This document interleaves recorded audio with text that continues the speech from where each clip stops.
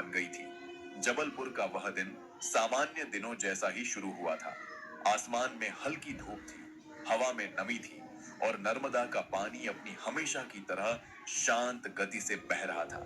नर्मदा घाट पर रोज की तरह श्रद्धालु, पर्यटक और स्थानीय लोग मौजूद थे।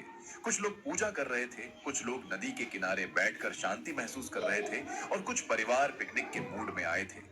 बच्चों की हंसी घाट पर गूंज रही थी। मोबाइल कैमरे लगातार चल रहे थे और हर कोई इस पल को यादगार बनाने में लगा था। नावें एक के बाद एक लोगों को नदी में सैर कराने के लिए तैयार थीं। नाविक यात्रियों को बुला रहे थे और भीड़ धीरे धीरे नावों की तरफ बढ़ रही थी। किसी को नहीं लगा कि यह सामान्य दिन कुछ ही घंटों में एक बड़े हादसे में बदल सकता है।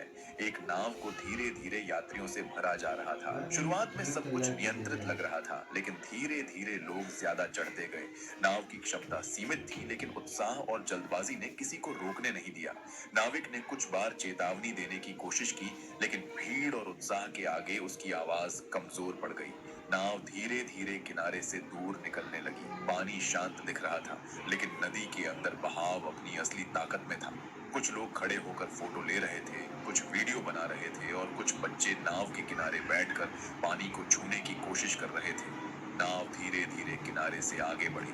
पानी अभी शांत था, लेकिन हवा में हल्की बेचैनी महसूस हो रही थी। कुछ लोगों ने बादलों की ओर देखा, लेकिन किसी ने गंभीरता से नहीं लिया। जैसे ही नाव बीच धारा की ओर बढ़ी, मौसम अचानक बदलने लगा। आसमान में काले बादल छा गए, हवा तेज होने लगी, नदी की सतह पर हलचल बढ़ गई। ये वही पल था जब प्रकृति ने अपने बदलते स्वरूप का संकेत देना शुरू किया।